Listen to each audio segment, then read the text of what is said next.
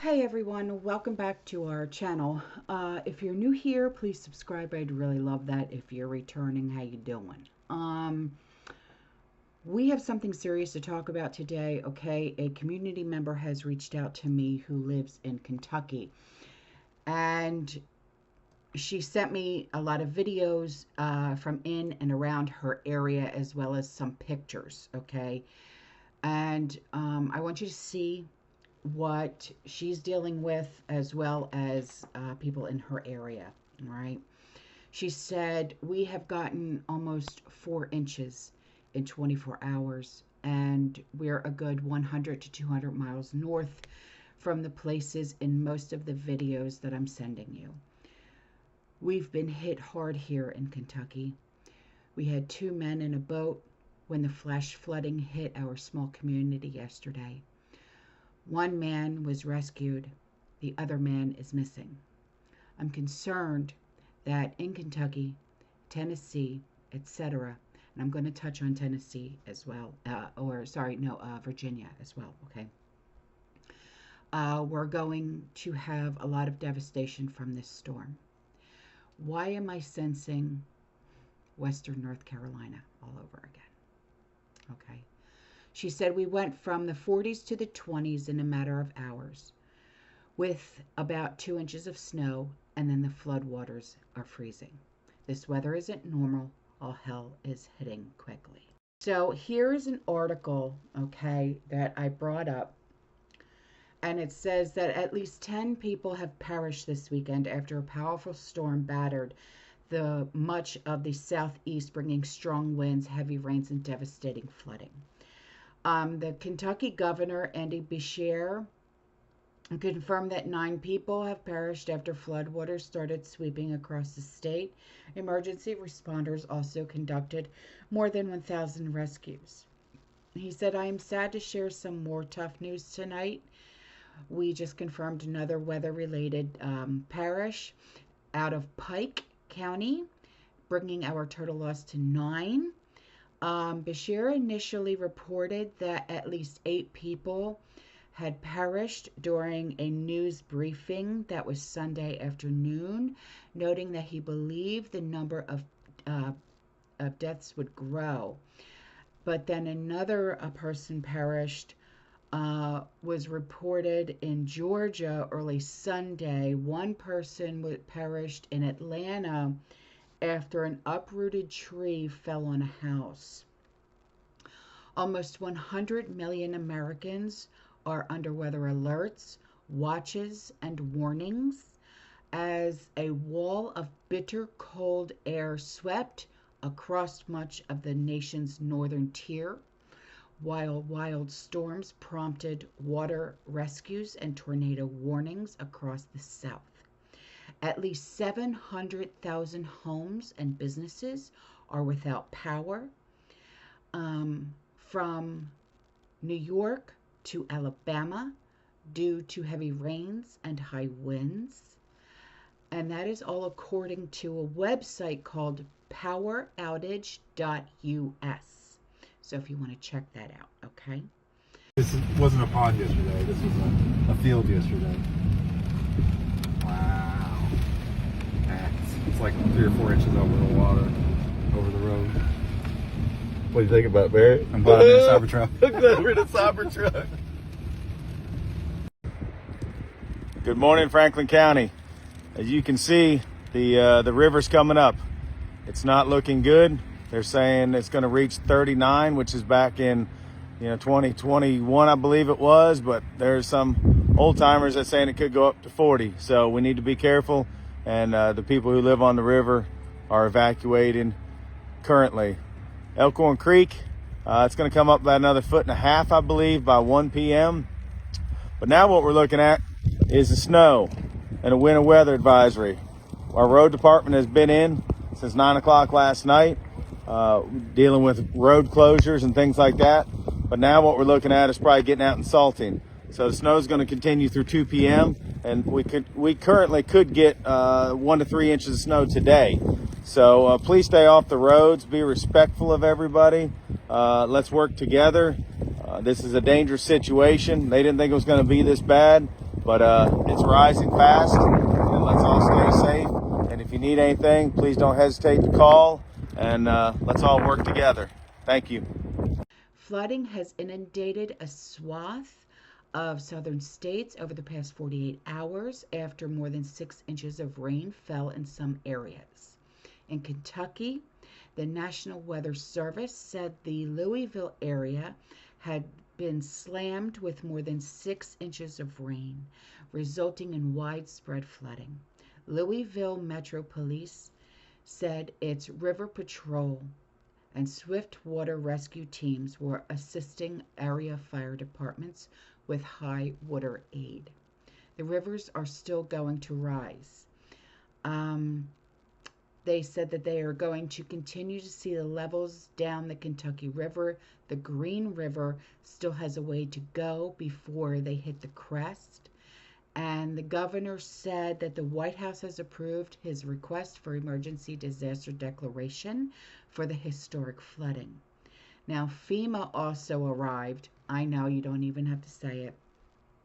On Sunday, and we're currently working to respond where needed. From mudslides in the east to snow in the west, the situation is extremely dangerous. Okay?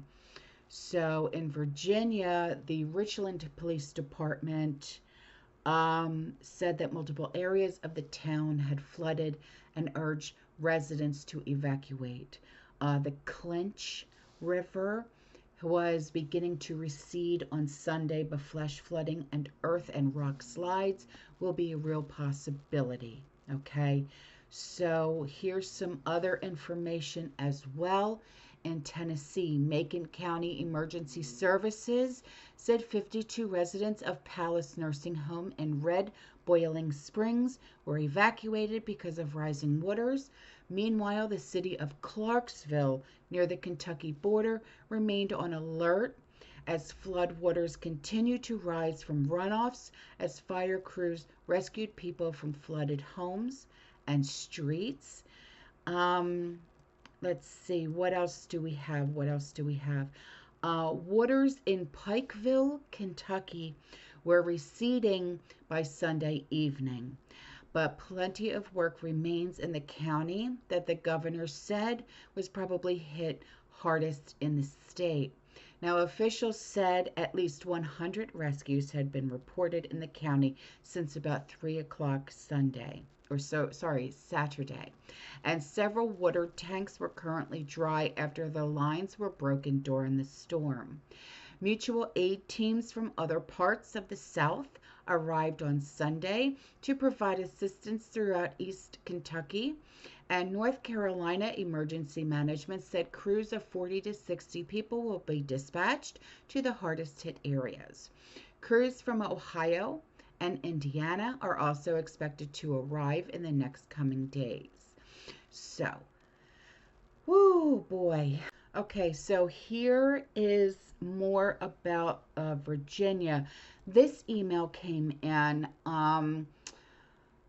Let's see. She said, "Hi Gypsy, thought you might want to know about this. This area isn't very far from me. I live in Henry County, Martinsville, Virginia area. Things are bad, not far from me and my family. We're all okay." Oh, good. Thank you for telling me. In my area, it's said some families are without power, but so far, no flooding. My prayers and thoughts are with my neighboring communities. It breaks my heart, makes me wonder what will happen in my community. P.S. Winds are bad here, warm during the day, freezing at night. A good recipe for tornadoes. I know, honey. I know. Okay, so here is the article that she sent me. And this is for Southwest Virginia. Heavy rains Saturday swept through Virginia, causing creeks and rivers to swell. A spokesman for the Virginia Department of Emergency Management said that there have been over 100 rescues in Virginia. Most have been in Richlands in Tazewell County, where the police chief said 60 people were evacuated near the Clinch River. The area is in State Senator Travis Haxworth district. It's devastating. There's a lot of businesses and homes. It will take us days to unravel just how bad the situation is. And a shelter has been opened at the Fuller Peary building at the Tazewell County Fairgrounds. And Hacksworth said about 25 people were sheltering there as of Sunday morning. Flooding also swept through Buchanan, Buchanan County. 19-year-old Kylie Hensley recalled watching a family yelling for help from their front door. Oh boy, they said our neighbors ended up having a John boat that we could get to them with, and we used a kayak paddle. They have pets, cats and dogs. We were able to save them too. Oh, good. The family is rescued now, sheltering at a neighbor's home. Swiftwater rescue teams from Virginia Beach and Bristol have been helping with rescues in both Buchanan and Tazewell counties. It's going to take a long time to get back to normal. Cleanup is going to be a lot. And Hensley said that this is the worst flood she's seen in Buchanan County in her lifetime, and some people are comparing it to the devastating flood of 1977. High winds Sunday made restoring power to residents challenging. Hexworth said that emergency crews are preparing for a winter storm this week. He said, we're just monitoring this next storm that's coming. You know, it's going to get cold. We're trying to get power restored as quickly as possible. Dear God. I'm so sorry. I just have this god-awful feeling that we're going to be seeing, you know, we're going to see it all over again. I just know it. Eastern Tennessee and Western North Carolina. Here we go again. Here we go. I'm so sorry. I'm so sorry. Well, hopefully we can get our volunteers together again like we did for Helene and Milton. And, you know, you know who to contact. If you can get a hold of Pinball, okay, tell him I told you to get a hold of him and see if he can get people together. Let's try and get some donations started again. Let's see how this thing goes, and maybe we can, you know, get a head start on this, okay? I'm so sorry. I really, truly am. I love you guys. I really do. My heart is with you.